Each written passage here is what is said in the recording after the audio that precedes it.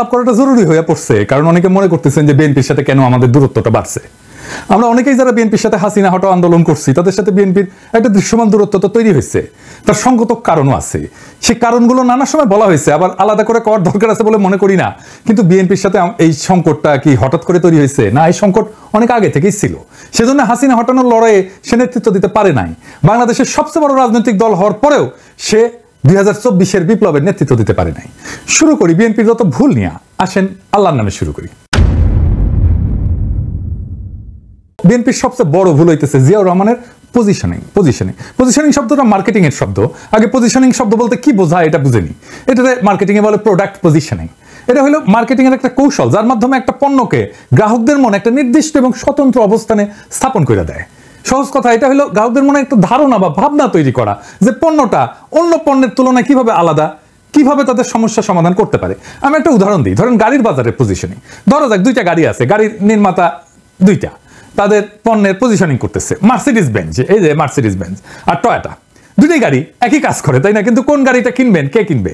Mercedes Benz এটা খুবই উঁচু মানের গাড়ি, বিলাসবহুল গাড়ি, আরামদায়ক গাড়ি, এটা সেফটি স্ট্যান্ডার্ড ভালো, মানে খুব স্পিডে যদি বাঘ ঘুরতে যায় তাহলে এটা উল্টায় পড়বে না। বড় লোক দেখানোর জন্য আর কি, নিজের সম্পদশালী দেখানোর জন্য, সোজা কথায় ভাব শোধানোর জন্য লাগে আর কি। টয়োটা এটা নির্ভরযোগ্য, দীর্ঘমেয়াদী ব্যবহারের উপযোগিতা আছে, দামে সাশ্রয়ী, এটা রিসেল ভ্যালু ভালো, পার্টস পাওয়া যায় সব জায়গায়, তাই না? দুইটা ব্র্যান্ডে গাড়ি তৈরি করে, কিন্তু তারা আলাদাভাবে নিজেদের পজিশনিং করছে যাতে ভোক্তাদের মনে আলাদা আলাদা চিত্র তৈরি হয়। এক গ্রুপ কিনবে মার্সিডিজ আর এক গ্রুপ কিনবে টয়োটা, আলাদা জায়গা সবার। বিলাসবহুল কথাটা শুধু মার্সিডিজের জন্য, টয়োটার জন্য কিন্তু না। টয়োটা যদি বলে আমি বিলাসবহুল তাহলে কিন্তু হবে না। মার্সিডিজ যদি বলে আমার পার্টস সব জায়গায় পাওয়া যায় তাহলে হবে না। প্রোডাক্ট পজিশনিং মানে হলো প্রতিযোগিতামূলক বাজারে পণ্যটাকে এমন ভাবে উপস্থাপন করা যাতে গ্রাহকরা সহজে বুঝতে পারে যে এই পণ্যটা কেন এই পণ্যের চেয়ে আলাদা এবং কেন গুরুত্বপূর্ণ তার জন্য। রাজনৈতিক দলেরও পণ্য আছে, সেটা তারা বেচা কেনা কথাটা শুনতে খারাপ লাগলেও এভাবে বললে সুবিধা হয়। তো আওয়ামী লীগের পণ্য কি? শরীফ বডিগার্ড, তারা বলে স্বাধীনতার নেতা, 6 দফা আন্দোলনের নেতা। আমরা অপছন্দ করলেও স্বাধীনতার অবিসংবাদিত নেতা হইতেছে শরীফ বডিগার্ড, মানে শেখ মুজিব পাকিস্তান আন্দোলনও করছিল, কিন্তু এটা আওয়ামী লীগ কিন্তু বলে না। জিয়ার পজিশনিং করছে কোথায়? বিএনপি। জিয়ার পজিশনিং করছে স্বাধীনতার ঘোষক, জেড ফোর্সের নায়ক। স্বাধীনতা কি জিয়া 1 নাম্বার ক্যারেক্টার স্বাধীনতা যুদ্ধে, মুক্তিযুদ্ধে? সে কি অবিসংবাদিত নেতা? আমি যাই বলি না কেন, এই স্বাধীনতার মাঠে কখনোই জিয়া মুজিবকে ছাড়াই যেতে পারবে না, তার ইমেজকে। পাকিস্তান আন্দোলনে মুজিব জিন্নাকে ছাড়াই যেতে পারবে না। তাহলে জিয়াকে কোথায় পজিশন করতে হইতো? জিয়া 7ই নভেম্বরের বিপ্লবের অবিসংবাদিত নেতা। 7ই নভেম্বর তো বিপ্লব হয়েছিল, সেই বিপ্লবের বিপ্লবীরা প্রফেসর ইউনূসের মতো জিয়াকে নেতার মুকুট পড়াইছিল। জিয়া নেতা হইতে চায় নাই, কিন্তু পরিস্থিতির প্রয়োজনে নেতৃত্ব গ্রহণ করছেন। ঠিক প্রফেসর ইউনূসের মতো। সক্রেটিস বলছিল সেই শাসকই শ্রেষ্ঠ শাসক যে অনিচ্ছুকভাবে শাসনভার নেয়। বাংলাদেশের ইতিহাসে 2 জন অনিচ্ছুক শাসক পাইছি, একজন প্রফেসর ইউনূস আর একজন জিয়াউর রহমান। জিয়াকে উচিত ছিল আগস্ট বিপ্লবের নায়ক হিসেবে পজিশন করা, সেটা বিএনপি করে নাই। জিয়াকে উচিত ছিল অনিচ্ছুক শাসক হিসেবে পজিশন করা, সেটাও সে করে নাই। সে নভেম্বর বিপ্লবকে ওনই করে না, 2024-এর বিপ্লবকে বিপ্লব বলে স্বীকার করতে চায় না। বিএনপি আর তাদের বুদ্ধিজীবীরা বিপ্লব নামটা শুনলে কাপড় নষ্ট করে ফেলে, না জানি কি করতে হবে বিপ্লব কইলে। 2 নম্বর হইতেছে বিএনপির কোনো পলিটিক্যাল বয়ান নাই, মানে রাজনৈতিক বয়ান নাই। তো রাজনৈতিক বয়ান মানে কি? ধরেন আপনাকে যদি বলা হয় আপনার রাজনীতি কি, আপনার উত্তর কি হবে? খুব সহজ প্রশ্ন মনে হয়, কিন্তু গুছায় উত্তরটা দিতে গেলে দেখবেন ঠিক অতটা সহজ মনে হইতেছে না। মানে যদি চিন্তার স্বচ্ছতা থাকে, মানে চিন্তার স্বচ্ছতা মানে ধরুন অ্যারিস্টটল হয়ে যেতে হবে না। চিন্তার স্বচ্ছতা হলো আপনি যে বক্তব্য দেন সে বক্তব্যটা কেন দিচ্ছেন, সে বক্তব্য কই থেকে আসছে সে সম্পর্কে একটা পরিষ্কার আইডিয়া, ধারণা থাকা। এইটারে বলে চিন্তার পদ্ধতি। তো এই চিন্তার পদ্ধতি সম্পর্কে সচেতন থাকাই হইল চিন্তার স্বচ্ছতা, চিন্তা করতে পারা। এটা মেলা কঠিন কাজ। যেটা বলছিলাম যে আপনাকে যদি জিজ্ঞেস করে যে আপনার পলিটিক্সটা মূলত কি, আপনি আসলে কি করেন, কি চান, এই সমস্ত প্রশ্নের উত্তর দিতে গেলে আপনাকে একটা গল্প বলতে হবে। এই গল্পটাই হইতেছে বয়ান। যেমন ধরেন আওয়ামী লীগকে বলবে যে সে 1000 বছরের বাঙালি জাতীয়তাবাদের রাজনীতি করে। আপনার এই দাবির পক্ষে একটা গল্প বলতে হবে আওয়ামী লীগকে। সেই গল্পটা হইতেছে সোনার বাংলার গল্প, সে সোনার বাংলায় ফিরে যেতে চায়। সে বলবে মুক্তিযুদ্ধের কথা, সোনার বাংলায় ফেরার পথে একটা মাইলস্টোন মুক্তিযুদ্ধ, সোনার বাংলায় ফেরার পথে আরেকটা মাইলস্টোন 52 ভাষা আন্দোলন। এখন এই যে বয়ান, এই যে গল্পটা, এটা সমর্থনে যারা থাকবে তারা আওয়ামী লীগের। এমনও হতে পারে সে আওয়ামী লীগকে ভোটও দেয় না, কিন্তু মুক্তিযুদ্ধের এই গল্প, এই ন্যারেটিভ, এই বয়ান, স্বাধীনতার এই বয়ান, এটা সে বিশ্বাস করে। অর্থাৎ আওয়ামী লীগের পলিটিক্যাল ন্যারেটিভে তার কোনো আপত্তি নাই। তাহলে সে ভোট কেন দেয় না আওয়ামী লীগকে? দেয় না কারণ সে মনে করে আওয়ামী লীগ মুক্তিযুদ্ধ নিয়ে যে ন্যারেটিভ দাঁড় করাইছে সেই ন্যারেটিভ অনুযায়ী সে চলতেছে না। মুক্তিযুদ্ধের ন্যারেটিভ সে পালন করে না, অর্থাৎ আওয়ামী লীগ খারাপ হয়ে গেছে। এছাড়া আওয়ামী লীগকে সমর্থন দিতে তার কোনো সমস্যা নেই। এই কারণে দেখবেন অনেকে বলে যে আমি আওয়ামী লীগের না, তবে শেখ মুজিব এবং মুক্তিযুদ্ধকে আমি অন করি। অর্থাৎ আওয়ামী লীগের বয়ানে যেই মুক্তিযুদ্ধের ইতিহাস সেটা পবিত্র হইলেও আওয়ামী লীগ আর পবিত্র থাকে নাই, পরে সেটা সে মনে করে আওয়ামী লীগ খারাপ হয়ে গেছে। এই উদাহরণ দিই কয়েকটা, বুঝবেন আমি কাদেরকে বুঝাই। সিরাজুল ইসলাম চৌধুরী, আনু মোহাম্মদ, সিপিবি, বিএনপির ফজলুর রহমান, এমনকি মির্জা ফখরুল ইসলাম, এমনকি বিএনপির এখন সবগুলো নেতাই মোটামুটি আওয়ামী বয়ানে বিশ্বাস করে, তারা মুক্তিযুদ্ধে বিশ্বাস করে, তারা স্বাধীনতার যুদ্ধে বিশ্বাস করে, এবং আওয়ামী লীগ যেভাবে বলে 72-এর সংবিধান সেটাতেই বিশ্বাস করে। কিন্তু আওয়ামী লীগ করে না, সে মনে করে যে মুক্তিযুদ্ধের যে ন্যারেটিভ এইটার মধ্যে আসলে এটা আওয়ামী লীগ এটাকে নষ্ট করে ফেলছে। তো এই গ্রুপটা, এই যে চেতনা মারানিদের গ্রুপটার আর একটা ডাইমেনশন আছে, যে কারণে মুক্তিযুদ্ধকে তারা ওন করে, নিজের বলে মনে করে। সেটা কি? সেটা হইতেছে ধর্মনিরপেক্ষতা, অসাম্প্রদায়িকতা, প্রগতিশীলতা। আপনি দেখবেন বিএনপির নেতাগুলো এই কথাগুলোই বলে, এই তিনটা শব্দ এটা ব্যবহার করে যে কথাটা আসলে বলতে চায় সেটা কি, সেটা বলা সম্ভব না তাদের পক্ষে, সেজন্য এরকম শব্দগুলো বলে। এই শব্দগুলো হইতেছে ইসলাম বিদ্বেষ, মুসলমান বিদ্বেষ। মুক্তিযুদ্ধের যে বয়ান আমরা দেখি সেটা আসলে কাদের লেখা? কারা ঠিক করে দিচ্ছে যে মুক্তিযুদ্ধ বলতে এইটা বুঝতে হবে, এই জিনিসটা বুঝতে হবে? কে? মুক্তিযুদ্ধের ইতিহাস লিখছে ধর্মনিরপেক্ষতাবাদী প্রগতিশীলরা। তো প্রগতিশীলতা আর এই ধর্মনিরপেক্ষতার উৎস কোথায় আমাদের দেশে? আসেন এটা একটু বুঝে দেখি।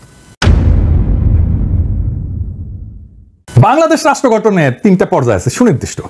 1 নম্বর পর্যায়, এই ভূখণ্ডে মুসলমানদের আগমনের পর থেকে ব্রিটিশদের কলোনি তৈরি হওয়া পর্যন্ত, তারপরে সেই কলোনি ভেঙে ভারত ভেঙে পাকিস্তান হওয়া পর্যন্ত, এরপরে বাংলাদেশ রাষ্ট্র সৃষ্টি হওয়া পর্যন্ত। এই ভূখণ্ডে হিন্দুদের কাছে মুসলমানদের আগমন কি, মানে ভারতবর্ষে কি মনে করে এটা বহিঃশত্রুর আক্রমণ, তারা বাইরে থেকে আসছে। অন্য 8-10টা এই যে উপনিবেশ যারা করে, কলোনি যারা বানায়, তাদের মতো মুসলমানরাও কলোনি গাড়ছিল এই ভূখণ্ডে, যেমন ব্রিটিশরা করছে। তো এটাই হইতেছে হিন্দুত্ববাদের গোড়ার কথা, যে মুসলমানরা বহিরাগত, বাইরে থেকে আসছে। অথচ মুসলমানরা যে ব্রিটিশ বা ইউরোপিয়ানদের মতো কলোনি করে নাই, বরং নিজেরাই ভূখণ্ডে আইসা তাদের মতো করে এই ভূখণ্ডের লোকই হয়ে গেছে, এই ভূখণ্ডকে নিজের ভূখণ্ড করে নিছে, এখানে সংসার করছে, বিয়ে শাদী করছে, এখানে মারাও গেছে, এখানে মানুষ হয়ে গেছে, সম্পদ পাচার করে নাই সে যেখান থেকে আসছে। সেইটা কিন্তু এই হিন্দুত্ববাদীদের বয়ানে পাওয়া যায়। বখতিয়ার খলজি তো আসছে আফগানিস্তান থেকে, সে কি আফগানিস্তানে নিয়ে গেছে তার সম্পদ? না। তাহলে কথা দাঁড়াইলো এই যে মোদির মতো হিন্দুত্ববাদীদের কাছে মুসলমানরা হলে এই উপমহাদেশে কলোনাইজার, কলোনি করতে আসছে। এই কলোনাইজারদের কাছ থেকে বাঁচার একমাত্র উপায় হলো হিন্দুদের রাষ্ট্র গঠন করা। এটা বঙ্কিমচন্দ্রের রচনা পড়লেই বুঝবেন, শরৎচন্দ্রের রচনা পড়লেই বুঝবেন, দেখবেন যে কেন কিভাবে হিন্দুদের রাষ্ট্র গঠন করতে হবে। এই বয়ান দাঁড় করানোর জন্য বঙ্কিম সারা জীবন কাজ করে গেছে।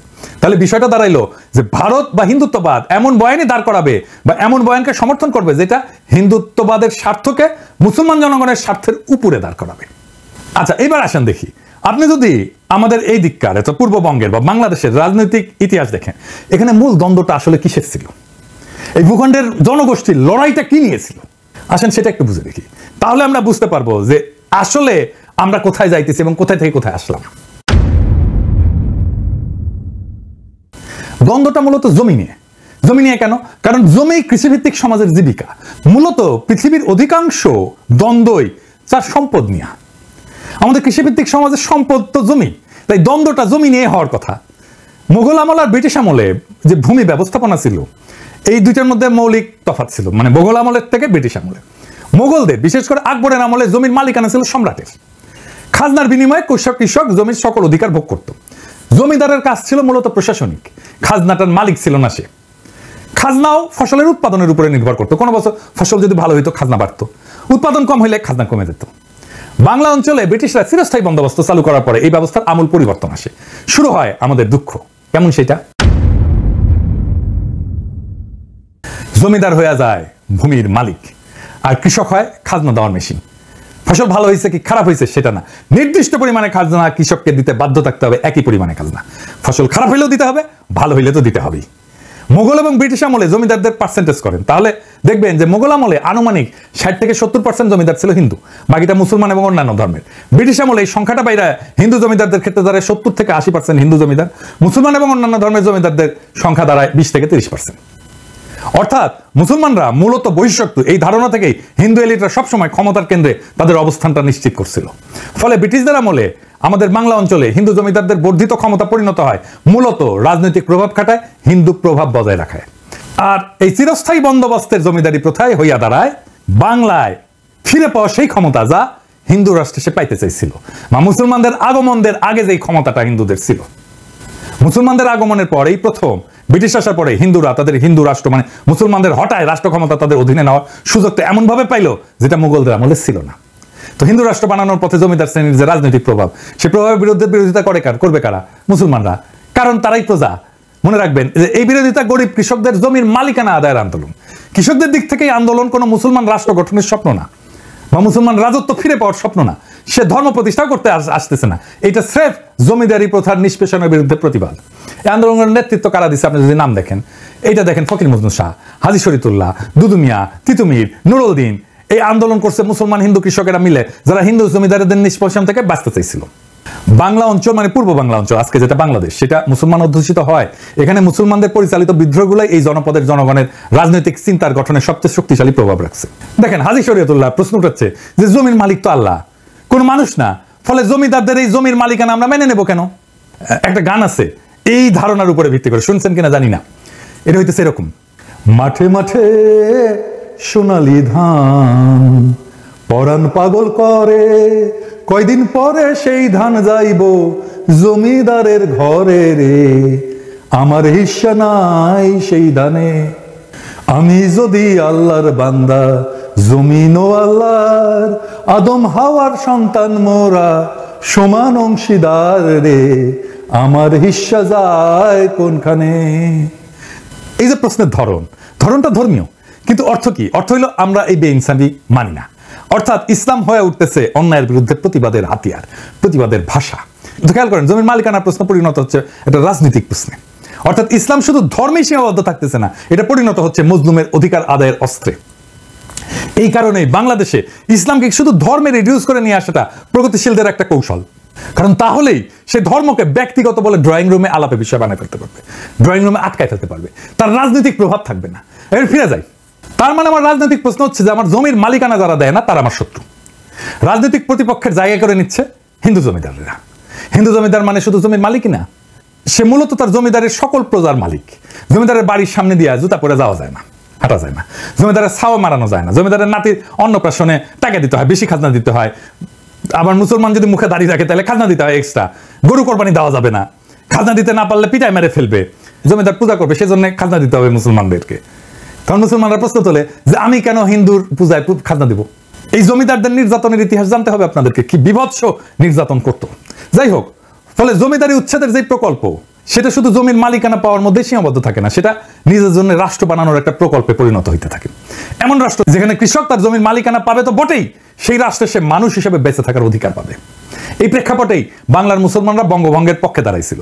কারণ বাংলা ভাগ মানে এই বঙ্গের জমিদারি কলকাতার জমিদাররা হারাবে, তার মুক্তি ঘটবে। আর এই বঙ্গভঙ্গের বিরোধিতা করছে রবীন্দ্রনাথরা। কারণ জমিদারি গেলে বজরায় বৈশা নিশ্চিন্তে প্রেম সঙ্গীত লেখা যাবে না, জমিদারি যাওয়া মানে পেটে টান পড়া। তাই লিখতে হইল আমার সোনার বাংলা, আমি তোমায় ভালোবাসি। এই সোনার বাংলা কোনটা? এইটা। কোন ভূখণ্ডকে রবীন্দ্রনাথ সোনার বাংলা বলছিলেন? এইটা। রবীন্দ্রনাথের সোনার বাংলা এইটাই। শুধু জাতীয় সঙ্গীত নিয়ে হাউকাউ না কইরা এই সোনার বাংলা আয়না থেকে বা আমার বাকশালীরা। কিন্তু পরিহাসের বিষয় হলো পূর্ব বাংলা তাকে ভালোবাসে না।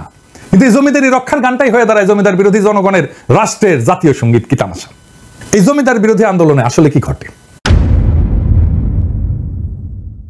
হিন্দু জমিদারদের যে অর্থনৈতিক, রাজনৈতিক আর সাংস্কৃতিক প্রভাবের কথা বলছি, সেই প্রভাবে প্রথম সংগঠিত আঘাত হয়ে নেয় এই মুসলমান কৃষকেরা।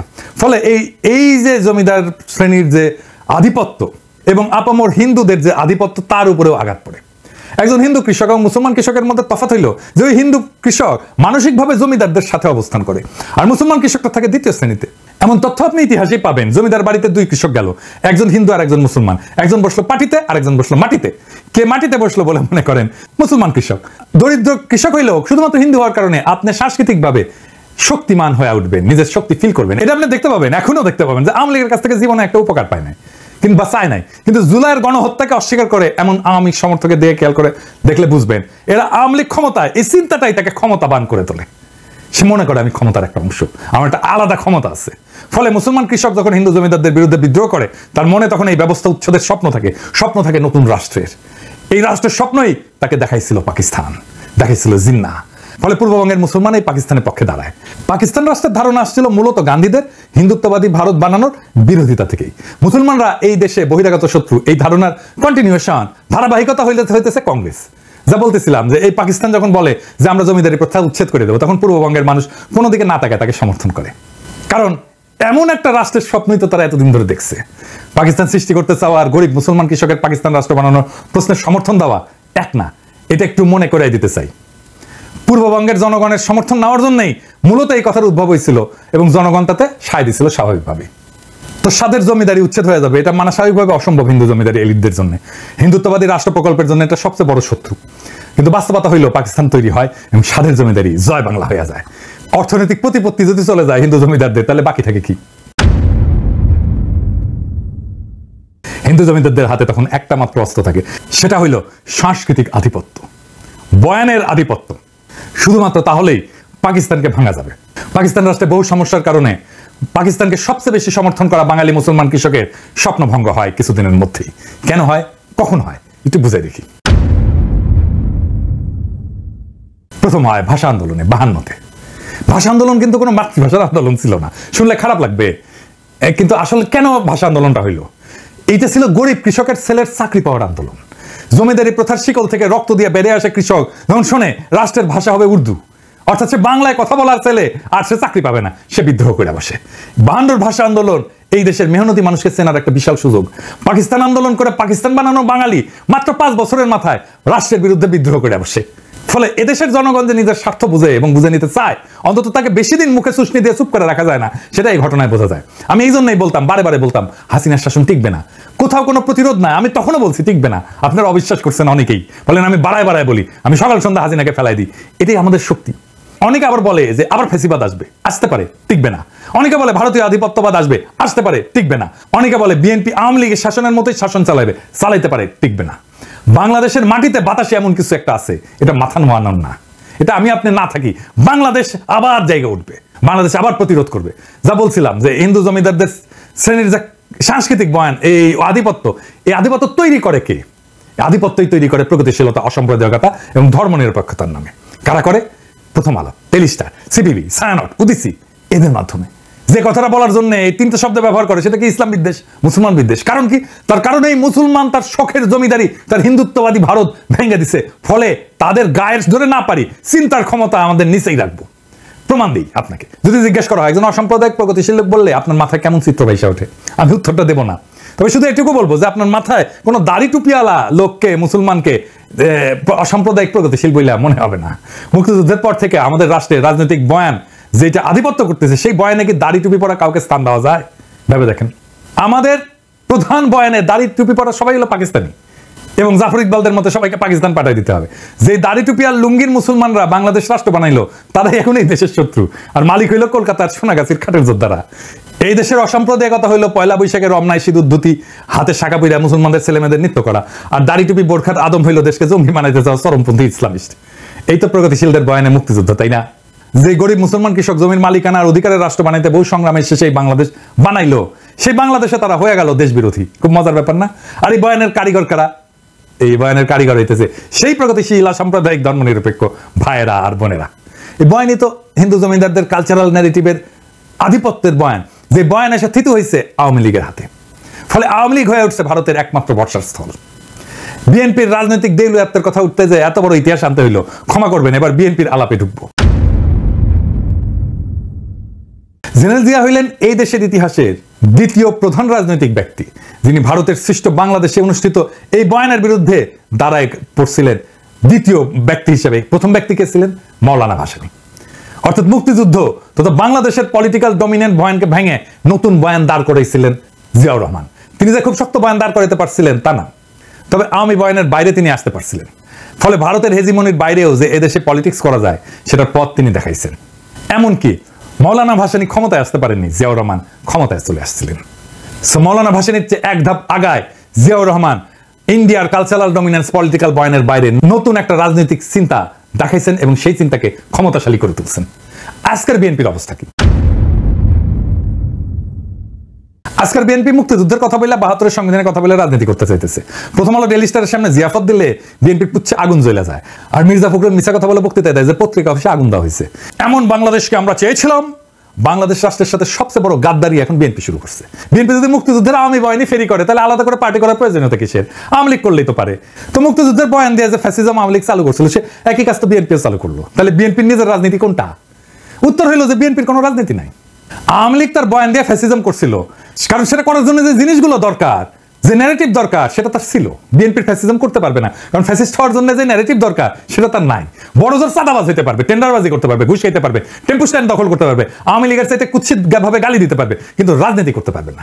ফলাফল হয়েছে যে বিএনপি রাষ্ট্র ক্ষমতায় যাওয়ার সবচেয়ে বড় স্টেক হোল্ডার যে দল, সেটা অলরেডি সবার কাছে একটা তামাশায় পরিণত হয়েছে। তাদেরকে এখন টেম্পু স্ট্যান্ডের চাঁদাবাজ বলা হয়। দেখেন, তারা দ্রুত নির্বাচন চায়, আগাম নির্বাচন চায়, সেটাও তামাশার বিষয় হয়ে গেছে। সে আগাম নির্বাচনের পক্ষে সে একটা ভালো ন্যারেটিভও দাঁড় করাইতে পারে না। আল বদর থেকে বানানো আল বটর গালিটাই বিএনপির রাজনৈতিক দেউলিয়াতের সবচেয়ে বড় প্রমাণ। ভাষা ধার করতে হয় আওয়ামী লীগের কাছ থেকে। আওয়ামী লীগের বানানো মুক্তিযুদ্ধের বয়ানের বাইরে কোনো পলিটিক্যাল বয়ান বানানোর বুড়ো বিএনপির নাই। জিয়াকেও এই মুক্তিযুদ্ধের বাইরে কল্পনা করতে পারে না। আওয়ামী লীগের শত্রু বানানো দেখে আওয়ামী লীগের শত্রু জামাতকেই তার শত্রু বানাইতে হয়। আওয়ামী লীগ যেহেতু বানাইছে, তাকেও বানাইতে হবে। সেজন্য সে আসলে দেখেন, সে আওয়ামী লীগ বয়ানের ভিতরেই আছে, আওয়ামী লীগের ন্যারেটিভের ভিতরেই আছে। আওয়ামী লীগেররা যে গালিটা দিত, বিএনপি একই গালি দিচ্ছে রাজাকার বইলা। যারা আওয়ামী লীগের শত্রু ছিল তারা এখন বিএনপির শত্রু হয়ে গেছে। সিপি গ্যাংয়ের মতো তারা ঝাঁপায় পড়তেছে আমাদের ফেসবুক পোস্টে। আওয়ামী লীগ আমারে বলতো আমি তারেক রহমানের টাকা খাই, বিএনপি এখন বলে আমি জামাতের টাকা খাই। চিন্তায় এতটাই গর্দভ। সেই আওয়ামী লীগের বয়ান, আওয়ামী লীগের ভাষা, আওয়ামী লীগের ন্যারেটিভ দাঁড় কইরা সে আমাদেরকে ফাইট করতে হয়। এদের সৃষ্টিশীলতার অভাব থাকার কারণে সে গালি এখন শুধু জামাতের মধ্যে সীমাবদ্ধ থাকতেছে না। এখন যারাই বিএনপির নির্বুদ্ধিতা নিয়ে কথা বলে সবাইকে আলবটর বলে। আমাকে বলে আলবটর কমান্ডার বলে, আমি নাকি আলবটরের কমান্ডার। বিএনপির হয়ে কোনো শিক্ষিত লোক কথা বলে এমন দেখছেন কাউকে? ওই এক ছাড়া, ফাহাম ছাড়া, বিরানির দোকান থেকে চান্দা তোলা লোক, সে হচ্ছে বিএনপির অনলাইন সিপাস হলো। তাহলে বিএনপির পক্ষ নিয়ে একটা কথা বলার লোক থাকলো কেউ না। বিএনপির পক্ষ নিয়ে আসলে কথা বলতে গেলে আপনি আসলে বলবেনটা কি? আপনার বক্তব্যটা কি? বিএনপির রাজনীতি কেন করবেন? কেন আপনার পক্ষে আমার যাইতে হবে? কোনো উত্তর আছে? কোনো উত্তর নাই। এই কারণে দেখবেন আমাকে বিএনপির টপ লিডাররা গালি দেয়, কোনোদিন আওয়ামী লীগের টপ লিডাররা গালি দেয় নাই। কারণ তাদের আমার কথার জবাব দেওয়ার মতো মাল ম্যাটেরিয়াল তাদের মাথায় নাই। হার্দিক মজুমদার যে বয়ান তৈরিতে যে পারঙ্গম, সেটাও তারা পারে না। কেন আওয়ামী লীগের রাজনীতি করবেন এটা বলতে বললে হার্দিক মজুমদার যেভাবেই হোক, চেষ্টা করে হোক, সত্য মিথ্যা মিলায় 1 ঘন্টার একটা বক্তৃতা দিয়ে দিতে পারবে। কিন্তু এই বিএনপি সকল মাথায় হ্যাক করলেও বাজারি কথাবার্তার বাইরে 2 মিনিটও কথা বলতে পারবে না তারা। চ্যালেঞ্জ দিলাম, পারলে কইরেন। পারলে তো হাসিনার বিরুদ্ধে বয়ান আপনারাই তৈরি করতেন, আপনারা তো করতে পারেন নাই। বিএনপি জনগণের উপরেও ভরসা পায় না, তাই ওয়াকারের কোলে গিয়া ওঠে, ইন্ডিয়ার সাথে নেগোশিয়েট করে। যে বাংলাদেশ তাদের নেতা হিসেবে বরণ করে নিতে তৈরি ছিল, সে জনতা মুখ ফেরায় নিচ্ছে তাদের থেকে। বিএনপির এই রাজনীতি আত্মঘাতী। বিএনপিতে যদি র্যাডিক্যাল পরিবর্তন না আসে চিন্তা এবং চর্চায়, তাহলে বিএনপির কোনো ভবিষ্যৎ নাই। কথাটা বিএনপি আলাদের ভালো লাগবে না, কিন্তু এটাই বাস্তব।